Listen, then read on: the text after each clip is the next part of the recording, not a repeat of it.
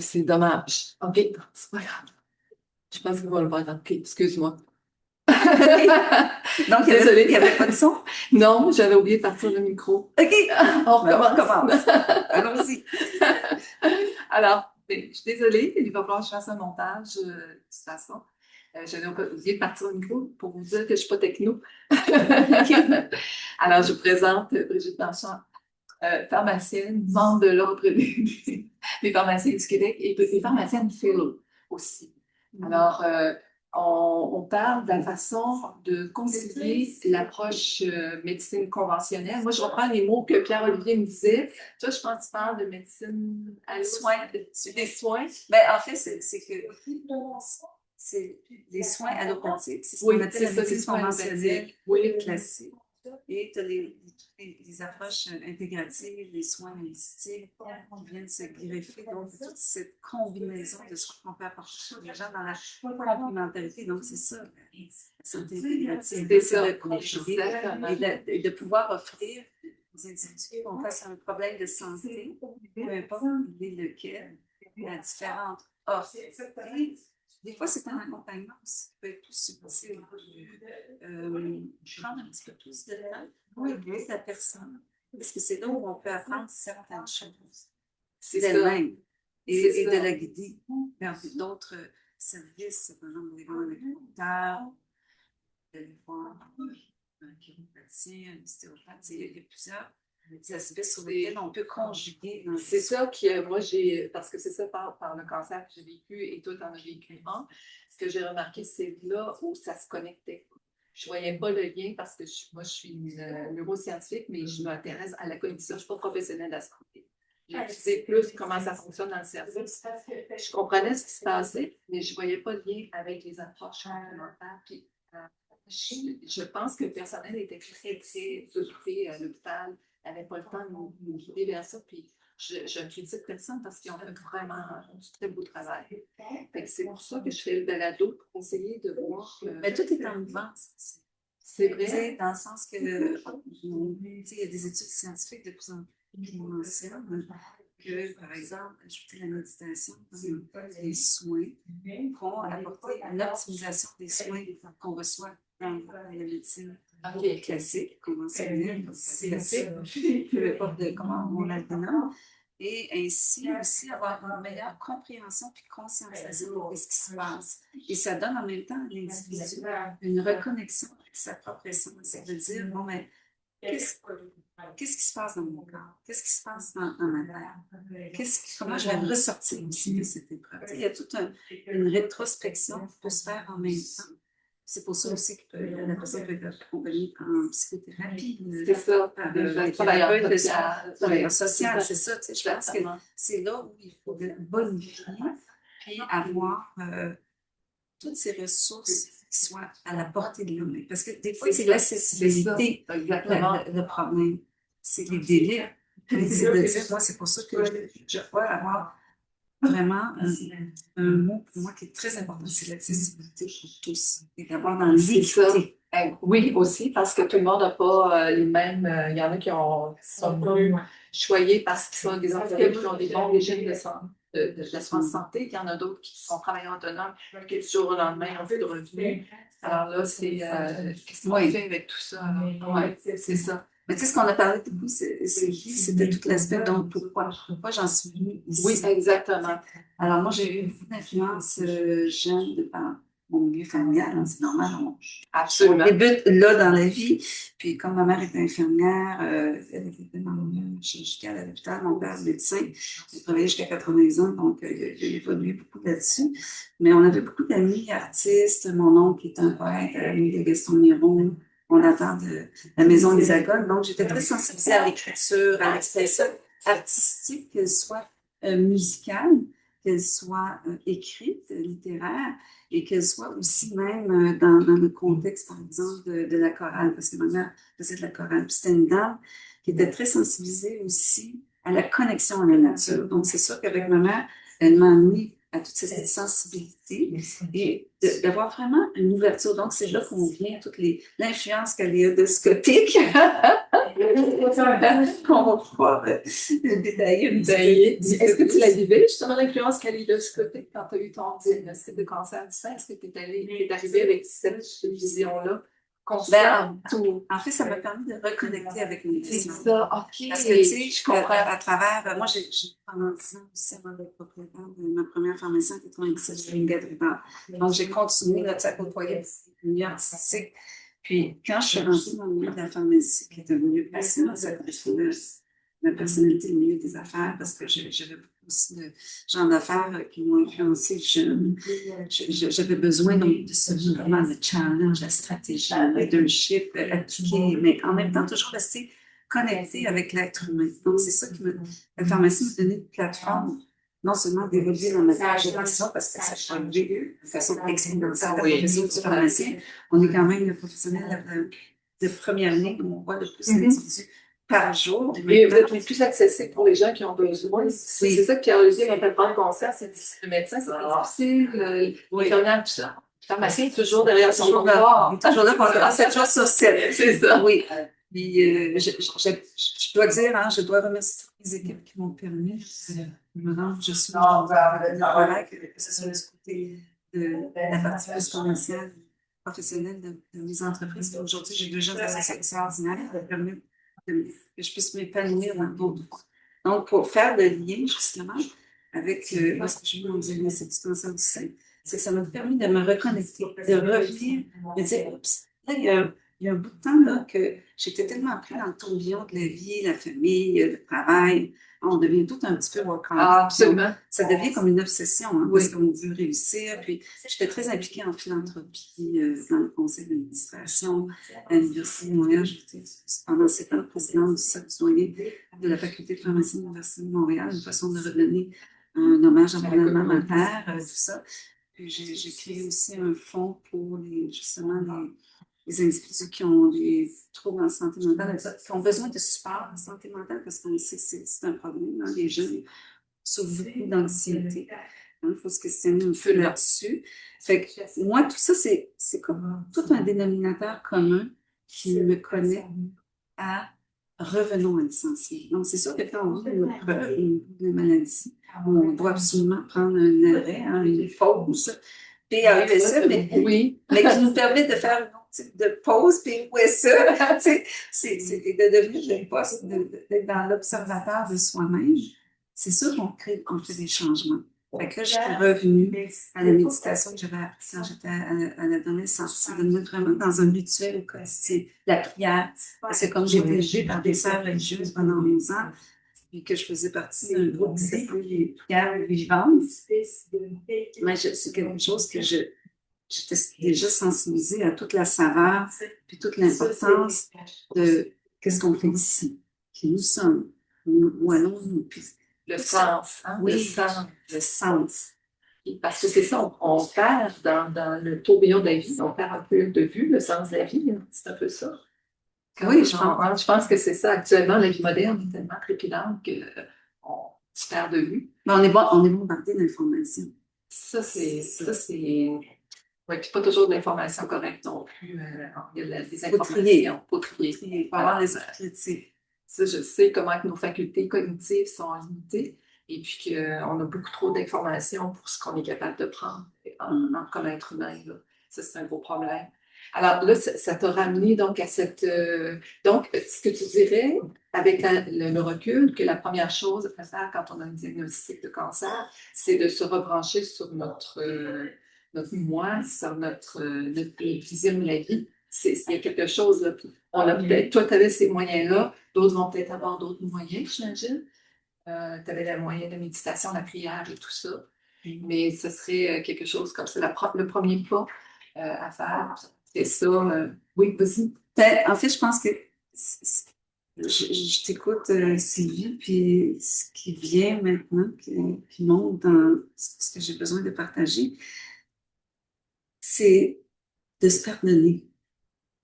De s'être perdu de vue pendant plusieurs années. Parce que ça fait partie du processus de guérison. De ne pas être dans il y a toujours, hein, dans les étapes de deuil, il y a toujours la colère. Oui. Mais tu sais, le déni, la colère. c'est ça. Parce que ça fait quand on a un diagnostic comme ça, c'est un choc. Là. Oui. Mais d'essayer de se raccorder après à se pardonner et à s'aimer. D'être vraiment dans l'amour où on peut irradier tout l'esprit de guérison, de se projeter. Hein, on pourrait parler de visualisation, par exemple. Quand on travaille avec la méditation, la prière, c'est un peu ce qu'on fait. Hein? On reconnecte avec toute l'essence même de qu'est-ce que la vie dans toute sa vitalité. On laisse aller aussi. On est vraiment dans on dit un moment de pause, un moment de recueillement. C'est tout le conditionnement aussi que la société peut nous amener, de dire à travers la maladie, il peut y avoir comme un guide, un mode d'emploi de dire, ben, c'est peut-être un moment de pause pour ça. Mais c'est sûr que c'est profond, là. Oui, oui, c'est une pause forcée. En fait, la vie, la maladie, c'est une pause forcée. Et OK, le pardon, ça me parle beaucoup parce qu'effectivement, j'ai comme senti moi aussi qu'il fallait que je me pardonne de m'être trop laissée envahir par d'autres choses de l'extérieur. À l'époque, je me disais, ben, je penserai à moi plus tard, c'est pas le temps, c'est cette situation-là qui est plus importante. Oui, je pense que je trouve que c'est un bon début pour ce que tu dis là. Puis après ça, retrouver justement, toi, t'es retourné dans ton adolescence. Ouais. Je trouve ça vraiment. Mais c'est d'avoir aussi une orientation. Il y a des gens qui vont avoir besoin d'aller voir un thérapeute. Oui. Il y a des travailleurs sociaux qui sont très présents maintenant. Puis même dans les hôpitaux pour avoir accompagné d'autres patients qui ont passé à travers un cancer. On voit maintenant, même, ils ont l'application de petits Bouddha. Il y a une sensibilisation. Ah, tiens, c'est quoi le petit Bouddha? C'est bien. Pour apprendre à faire une respiration, la cohérence cardiaque. Moi, je dis souvent que la cohérence cardiaque, c'est comme l'entrée méditée à la méditation d'un petit peu plus longue, ou la prière contemplative. C'est de complètement faire le vide, d'arriver à une autre perception que d'autres ressentis de la vie. Parce que tout est basé beaucoup sur le matériel. Ce qu'on touche, ce qu'on voit, ce qu'on met sur notre corps. Mais dans le fond, il y a d'autres aspects de la vie qui peuvent être vécus différemment. Et de ne pas le voir comme du manque, un manque de quelque chose. OK. Un manque parce que... Ben, t'es en pause, t'es comme en arrêt un petit peu. Donc, tu manques plein de choses dans ta vie. Oui, c'est ça. Parce qu'on a été conditionné, il faut que ça aille vite, il faut qu'on soit productif, il faut qu'on fasse ci, il faut qu'on fasse... Je ne dis pas tout le monde à 100%, mais la majorité des gens, on est dans ce moule de productivité. Donc, tu sais, quand je disais le pardon, c'est aussi le pardon de ne pas se sentir coupable, de ne pas être encore actif pendant un certain temps. Parce que, en général, je me rappelle d'ailleurs, le chirurgien qui m'avait opéré là-bas, il me disait, ça va revenir. C'est parce que je le voyais d'où j'arrivais, il dit, oh boy, comment on va faire pour arrêter? Fait qu'il t'a tout de suite rassuré, ça va revenir. Il y a plus quoi dire. Je disais, ah, OK, c'est intéressant ça. Je me suis accrochée à ça un petit peu, là, mais après, c'était sympathique, mais des fois, c'est des petites choses comme ça qu'on a besoin d'entendre. Au bon moment, effectivement. Donc, là, à partir de ça, de la méditation et tout ça, est-ce que tu es allé aussi dans d'autres approches comme l'acupuncture, toujours par rapport à ton cancer du sein? Oui. Ben, en fait, comme je l'ai dit auparavant, moi, j'étais sensibilisée aux approches holistiques depuis très jeune. J'avais le chapeau de la pharmacie holistique depuis que j'ai gradué de la pharmacie en 1986. Ça, mes collègues me disaient ça sympathique, hein? Un petit sourire. En fait, moi, j'ai toujours eu des traitements d'acupuncture à certaines fréquences de ma vie. Pas nécessairement de façon continue. D'accord, oui. Quand j'avais des périodes de stress, par exemple, des périodes de... je sentais que c'est très intuitif. Je pense que ça vient des mères de dire, OK, qu'est-ce qui me ferait mieux? Est-ce que c'est le plus de bien? Est-ce que ce serait aller voir un massothérapeute ou un acupuncteur? Ça, c'est des... Je dirais, ils ont toujours été proches de moi depuis que j'étais à l'université. C'est des approches qui me conviennent. Parce que tout le monde n'aime pas les aiguilles aussi, il ne faut pas oublier ça. Il y en a qui vont les... Mais tu vois, par exemple, certaines approches que j'ai jamais comme expérimentées encore, parce que ça m'interpelle moins. C'est comme, on dirait que j'ai mes petits chouchous de font partie de mes besoins que j'ai développés au fil des années, comme méditer, par exemple. C'est quelque chose que je sais fondamentalement, faire de la cohérence cardiaque, ça va tout de suite avoir un effet bénéfique pour moi. Parce que moi, j'en faisais beaucoup de cohérence cardiaque, puis étrangement, ça m'a pas aidé. J'ai comme, parce que moi, j'ai eu les cheveux. C'est comme là, ça voulait plus respirer par an. Puis j'essaie de, mais c'est pas grave, ça va revenir. Je sais, je cherche juste le chemin. Mais c'est intéressant, que tu dis ça, excuse-moi, je non, vas-y. C'est que je pense qu'il faut s'écouter.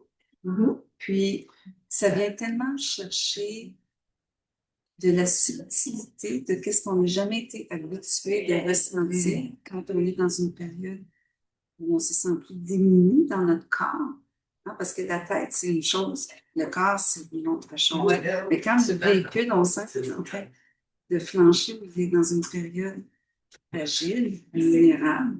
Pourtant, la vulnérabilité, c'est tellement un beau sujet, si tu veux, on peut en parler tantôt. C'est que la cohérence cardiaque, puis ça, je le sais parce que ça m'est arrivé aussi de le ressentir de cette façon-là, c'est comme, oh, c'est trop. Oui, c'était je sens trop que mon cœur a de la paix. Je pense que c'était ça. C'est un débordement d'émotions que j'arrivais pas à contrôler. Que j'arrivais auparavant à contrôler, mais que j'arrivais. Exact. Tu sais, c'est comme, hein, moi, je dis des fois, la fesse gauche, la fesse droite. Juste, là, tu viens de me faire prendre conscience, là, je comprends. Parce que j'attribuais plutôt ça au brouillard mental que provoque la chimio, que tu as été heureuse de ne pas eu à te connaître ça. Mais parce que ça donne une clarté mentale, la cohérence cardiaque. Là, j'arrivais plus à une clarté mentale avec la chimio. Je pense que oui, je pensais plus à ça, mais je pense que c'est vrai que ça se passe dans le cœur, ça se passe pas dans l'esprit, dans le cortex. C'est vrai que je pense que c'est les émotions. En fait, la cohérence cardiaque, scientifiquement, c'est que ça éveille la notion du nerf vague, hein, la connexion des neurones avec le cerveau du cœur, les neurones du cœur, parce que maintenant, c'est prouvé en 1991. C'est un deuxième cerveau. C'est ça, comme les intestins. Comme les intestins, oui, c'est ça, exactement. Ah, bon. Moi, je dis tout le temps, je sais pas lequel est le plus important. Là, je suis pas là-dedans. On part de l'intestin, on part du... Parce que nous, tu vois, je parle une petite parenthèse par rapport à mon travail, je suis interprète. Je suis interprète de chercheur en interprétation. Je ne suis pas interprète, mais j'étudie les interprètes et les bons interprètes partent de leur guts. Ouais. Ouais, les très bons, là, parce qu'au début, ils parlent, sont vraiment dans leur tête là, seulement, mais ceux qui ont 10-15 ans d'expérience, là, quand tu sens que dans la salle, il y a des émotions, il y a de la colère, ça peut être du sarcasme, ça peut être de la joie, ou ils sont capables de trancher. Alors, ils s'en servent dans leur métier aussi. Sûrement, et à ce moment-là, ils modulent aussi. Et voilà, comment ils vont déchirer le message, exactement. Est-ce que je mets de la colère dans ma voix pour me donner, et pas juste une phrase? Parce que je sais que tu parles italien, que tu parles espagnol, c'est bien ça? Si parlo italiano un po', italiano, espagnol, pero necesito praticar. Ben, il n'y a pas de problème. Entende todo. Parce que j'aimerais beaucoup ouvrir ce balado, juste une petite parenthèse aussi, aux communautés qui s'arrivent. Maghrébine, hispanophone, italienne, avec ça va me donner une raison d'interprétation. Oui, ben, si tu veux, tu seras la bienvenue pour une entrevue en italien ou parce qu'en anglais, j'ai écouté très pas, j'ai entendu. Puis en espagnol. Mais c'est ça. Alors, c'est ça. Donc, oui, on a notre cœur pour revenir à notre cœur qui est trois cerveaux, là, qui fonctionnent. On ne sait pas lequel qui prend le contrôle. Effectivement.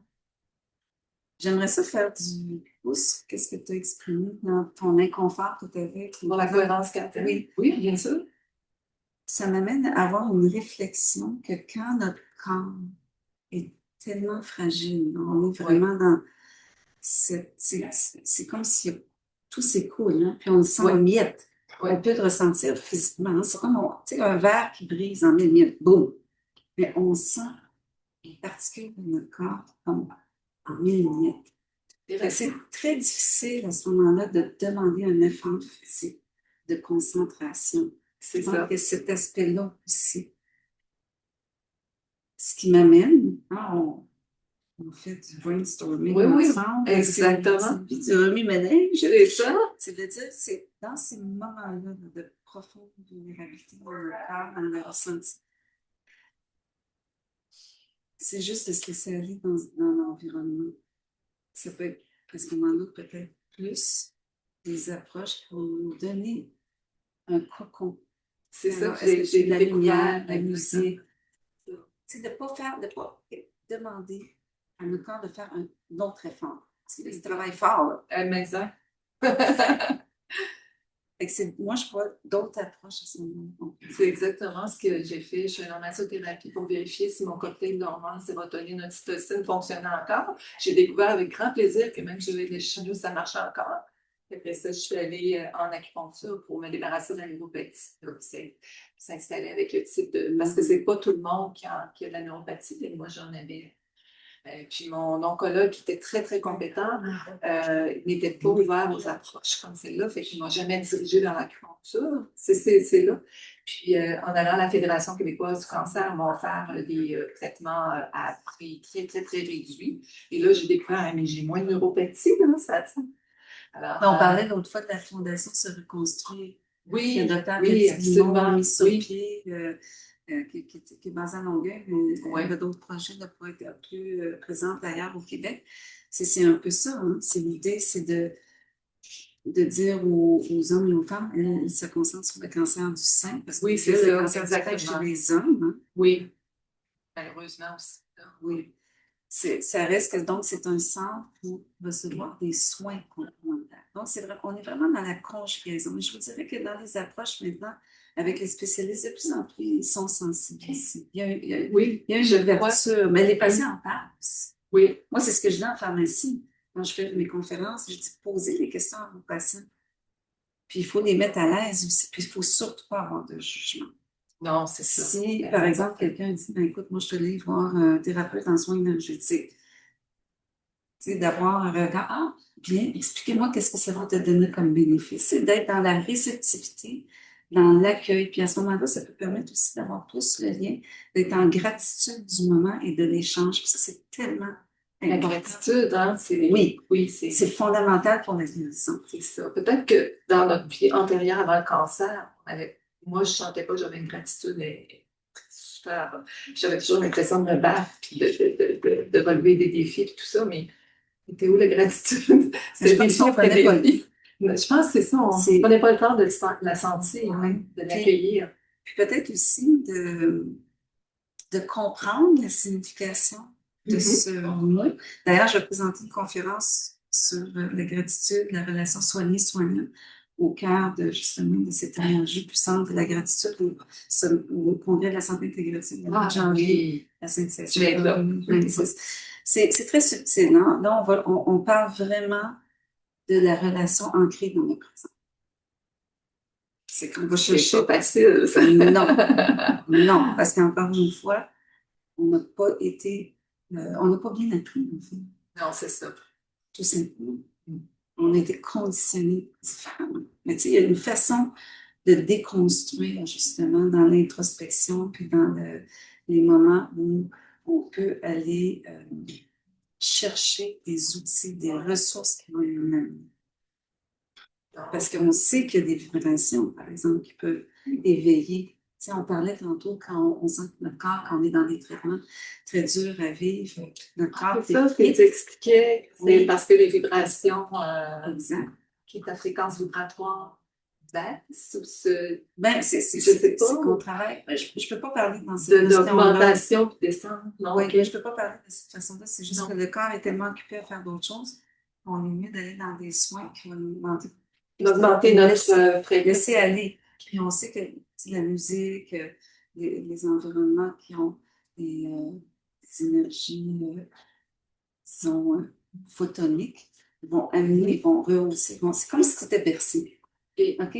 C'est de s'imaginer qu'on est pris par des bras invisibles, puis qu'on est bercé.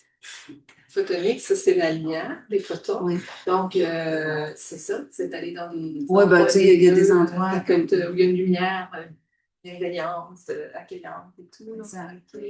Aussi. Ben, ça peut être aller au marché dans la nature. C'est sûr que quand tu es en convalescence, c'est pas toujours possible, mais tu sais, d'être assis, par exemple, face à un paysage qui nous permet d'admirer, tu sais, puis d'absorber aussi. Surtout que le soleil, il fait soleil, qui peut rayonner, puis nous faire aussi grandir.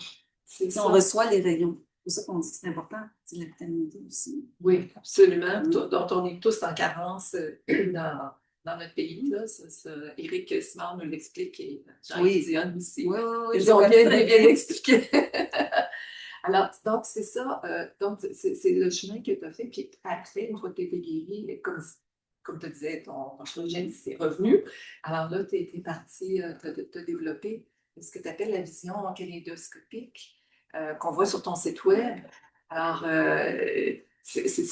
parce que j'ai vu que tu t'inspires de plusieurs, pour cette vision-là, tu t'inspires de plusieurs concepts. Ça peut être la fasciothérapie, ça peut être la méditation, tu parlais de la cohérence cardiaque et l'approche très, très personnalisée aussi. Oui, en fait, c'est ce qui m'a vraiment amené à avoir une vision et de développer ce concept de vision kaléidoscopique. C'est les rôles que j'ai eu à assumer, des fois avec beaucoup de défis, hein, des challenges, parce que quand on transige avec des humains, que ce soit dans ma profession, que ce soit dans des équipes mettre sur pied, parce que avec la pharmacie, j'ai été la première à avoir des équipes d'infirmières. On travaille avec aussi des médecins, avec les ordonnances collectives, j'avais des naturopathes, même des homéopathes à un moment donné. On était vraiment des équipes très solides. En ce moment, on a aussi une grande équipe, on a 6 infirmières qui collaborent avec nous, puis on a des équipes qui travaillent vraiment en trio. Là, vous êtes à Saint-Lambert, hein, c'est ça? Moi, j'habite à Saint-Lambert, mais ma pharmacie est basée à Terrebonne. À Terrebonne. Mais à travers les conférences que je performe, j'amène les gens à avoir des bénéfices d'avoir d'autres professionnels de la santé avec qui on collabore. À un moment donné, j'avais un kinésiologue qui venait pour enseigner aussi les saines habitudes de vie, parce que ça, c'est important. On part toutes des saines habitudes de vie. Les piliers dont tu parles sur ton site web. Oui, les piliers de la santé. Donc, dans nos standards de pratique, la profession de pharmacie s'est tellement évoluée depuis 1987, depuis que j'ai gradué. Maintenant, on est vraiment actif. On endosse, en tant que professionnel de la santé de première ligne, des actes qui sont quand même beaucoup plus élargis. Oui. Puis on prend. Oui, c'est ça. Puis là, il y a des consultations aussi qui se sont rajoutées il y a quelques mois. Là, c'est pas fini. Ah non, il y a d'autres choses qui s'en viennent aussi. Bon, ben, on va surveiller ça. Mais c'est pour travailler plus étroitement avec les médecins, les infirmières, les nutritionnistes, les psychologues. En fait, puis il y a le sommet aussi à Montréal, maintenant, Santé Première Ligne, où on essaie d'amener toute cette conscientisation de comment faire pour mieux diriger les gens. Parce qu'il faut penser à l'accessibilité. Et dans l'équité. Oui, équité, accessibilité. Exactement. Puis on sait que quand quelqu'un est pris en charge rapidement, peu importe son problème de santé. Donc, tu sais, on est comme la pharmacie communautaire, comme le centre, le noyau où on peut orienter la personne. Donc là, le kaléidoscope s'en vient, là, ça nous permet d'être plus dans l'action et de mieux comprendre aussi les besoins de l'individu. De prendre le temps de parler sans jugement, avec gratitude, avec un petit peu plus de temps, parce que c'est sûr que les professionnels de la santé, peu importe son titre, on est vraiment confronté au temps. Le fameux temps, c'est quelque chose qui est un gros défi de tous les jours. C'est un système, parce que je parlais avec Sylvain Lefebvre dans l'épisode précédent, et il va beaucoup en France. Je pense aussi, toi aussi, tu vas en France. Parce que nous, on a un paiement, les médecins, là, je parlais, c'est les paiements à l'acte. Alors qu'ils sont à salaire en France. Puis d'après lui, ça faisait une grande différence dans la façon. Il y avait moins de pression. Tu pouvais prendre plus de temps. Est-ce que c'est un peu ça? Est-ce que j'ai bien. Je ne vais pas rentrer dans cette analyse-là parce que. On a juste effleuré. Mais c'est possible. Mais je pense que, de façon générale, peu importe en France ou au Québec, dans les pays occidentaux, il y a des balises à remettre en place sur comment les soins de santé sont desservis. Comment on peut mieux étendre l'énergie, parce que c'est beaucoup de structures, d'énergie qui sont déployées pour ça. Donc, je pense que vraiment dans l'implémentation, dans le déploiement, il y a vraiment des choses à mais c'est complexe. C'est des gros paquebots. Des gros paquebots. Fait que dans la vision kaléidoscopique, c'était tout l'aspect donc professionnel, hein, de comment mieux amener les gens à comprendre les options qu'ils ont à travers qu'est-ce qu'on peut prodiguer et mieux conseiller. Mais il y a tout le volet aussi leadership, du savoir-être, du savoir-faire. Tu sais, dans le raffinement de la relation. Là, je suis perdue. C'est quoi le leadership? Du professionnel ou dans... On est tous des leaders parce qu'on prend des décisions. Tu sais, on est du tac au tac. Faut qu'on C'est soit vrai, rapide. tous, oui, absolument. Puis des fois, c'est pas toujours évident. Puis en même temps, on dirige des équipes. Tu sais, il y a d'autres êtres humains là, Qui dépendent de... qui dépendent. Ouais. Fait qu'à travers ça, quand moi je me mets dans le kaléidoscope, je me dis, j'ai toutes les possibilités, toutes les formes géométriques, toutes les couleurs, tout a sa propre saveur, tout a sa propre orientation dans ce qui peut être déployé. Chaque être humain peut trouver sa place. Puis moi, ça m'amène à ne pas avoir le jugement, puis d'être dans un meilleur poste d'observateur. Ça, c'est vrai, prendre le fameux recul. Oui. Alors, qui n'est pas toujours facile. Non. Puis justement, moi j'en ai l'impression quand tu prends un recul, que justement tu te fermes à certaines possibilités, mais là, avec ce que tu me dis, non, avec l'approche, la vision kaléidoscopique, tu prends le recul, mais tu as encore plus. Oui, parce qu'il faut se reculer pour avoir plus ton kaléidoscope. C'est ça. Pour le voir au complet. C'est ça. Tu prends une petite recul. Puis en même temps, je ne sais pas si tu connais la cinématique. Non. La cinématique, c'est par exemple des vidéos, des images. On avait j'ai oublié son nom, un japonais qui fait des photos extraordinaires, comment par exemple un son peut orienter une image de l'eau. Est-ce que ça vous dit? Non, ça me dirait. Non. Mais ça pique ma curiosité. C'est que quand un son est harmonieux, ça va automatiquement créer à l'eau, dans la particule d'eau, ou par exemple, des fois, c'est du sable là, qui est mis sur une table, ça va créer des vagues géométriques, comme un kaléidoscope. D'accord. Donc, il y a une cohérence entre le son et ce qu'on voit. Okay. Ben, ce qu'on voit, mais des fois, c'est le résultat. C'est la même chose pour votre corps. Quand vous êtes en cohérence, votre cœur, tout l'influx va devenir cohérent. Ça va vous nommer des petits kaléidoscopes, des belles formes géométriques. Donc, pour moi, le kaléidoscope, c'est la fleur de vie. C'est toutes les possibilités qui se retrouvent dans ce prisme vivant. Parce que c'est toujours en mouvement. En plus. C'est jamais statique. Non. Oh. Mais la méditation. Alors, je vois ça, le gros. Mais en même temps, je pense qu'il faut laisser aller puis laisser s'installer. Oui. C'est moi, le stress, je fuis le stress maintenant. C'est banni de ma vie. Il faut s'accueillir pour être dans la gratitude au quotidien. Absolument. Dans la douceur.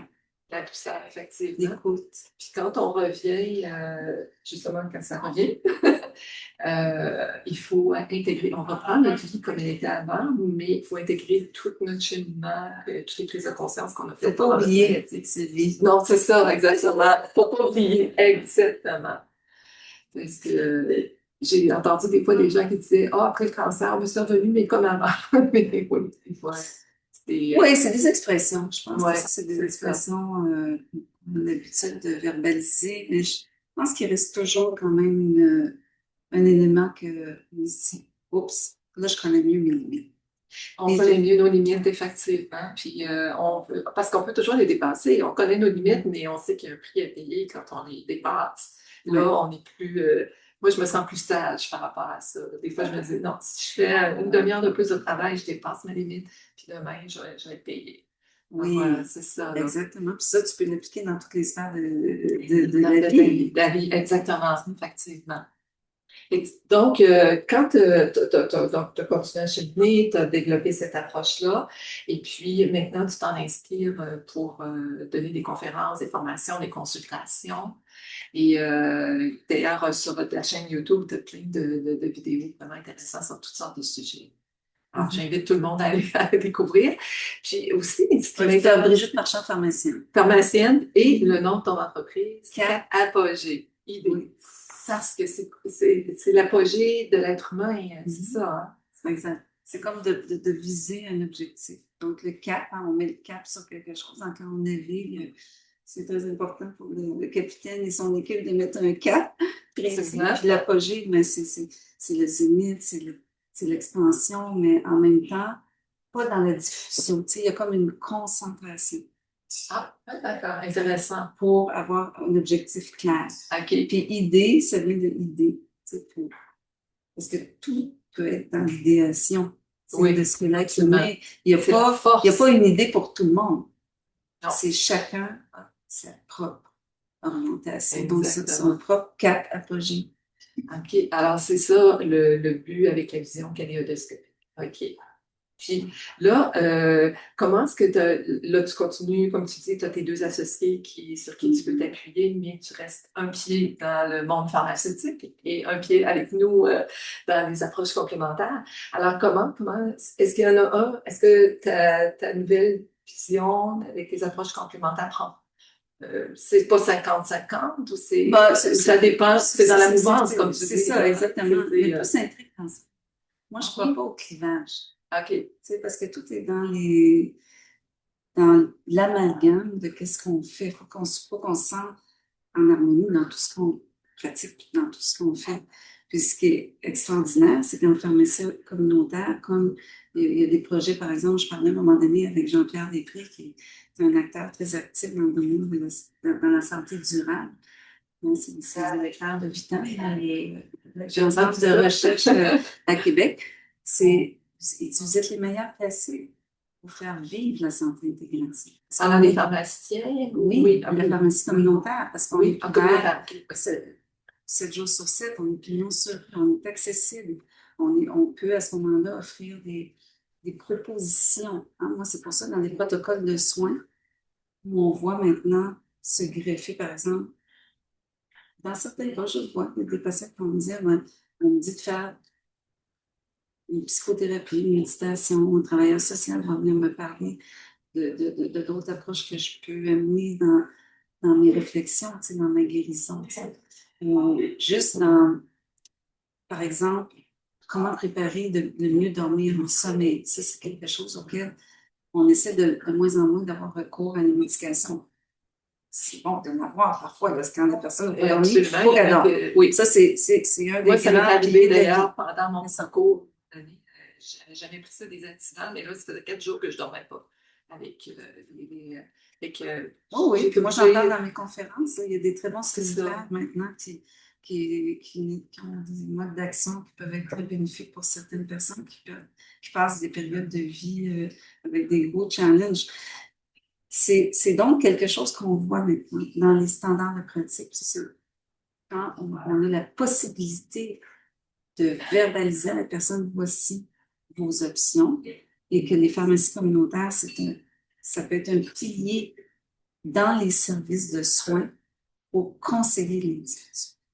C'est pour ça que maintenant, on retrouve beaucoup d'infirmières dans les pharmacies. Moi, j'étais une des premières en 97 à avoir des infirmières qui travaillaient avec moi dans les équipes professionnelles.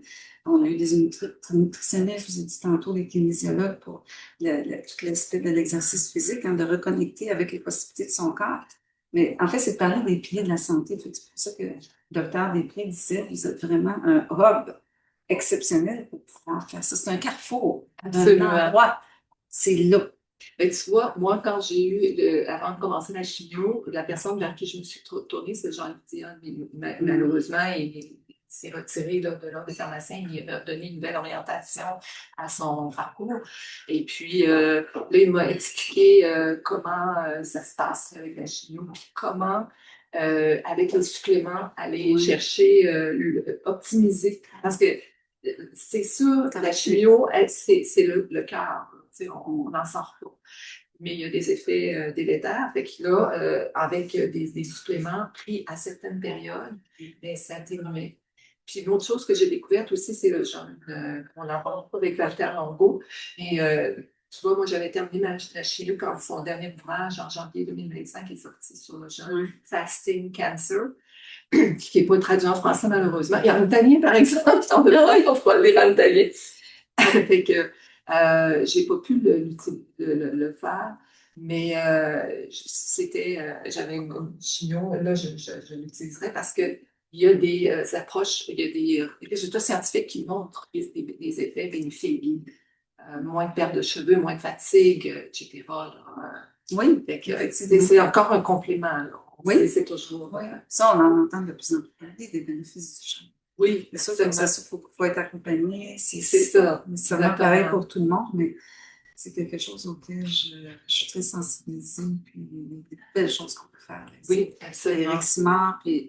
Oui, on a le. D'ailleurs, Yann, il lançait son livre, le protocole de longévité, là, qui va sortir. Je pense que c'est un pré-lancement qu'il a fait hier. Malheureusement, je n'ai pas pu écouter le webinaire, mais je le mets dans mes favoris. Je vais l'écouter. Oui, moi aussi, certainement. On va regarder ça. Prise ailleurs. C'est ça. Donc, j'en parle beaucoup, effectivement. Et Eric, c'est vraiment. C'est un rock. On a des similarités, hein. Pas besoin d'aller ailleurs. Non, on est ici, on n'est pas une semaine. C'est un carrefour aussi, hein, comme on discute. Là, je pense que tu as une rencontre plus tard, dans quelques minutes. C'est qu'on va terminer notre balado. Et ceux et celles qui veulent pourront, ça va être mis sur la chaîne YouTube de Traninter. Et puis, je t'enverrai le lien pour que tu puisses le partager. Je vais le partager aussi avec la Fédération québécoise du cancer, Madame la directrice à Sherbrooke. Elle va diffuser ça. Merci beaucoup. Sylvie, c'est un échange. Oui, c'est ça. Moi aussi, j'ai adoré. J'ai adoré, moi aussi. J'espère que tout le monde va en profiter. Merci. On va fermer ça.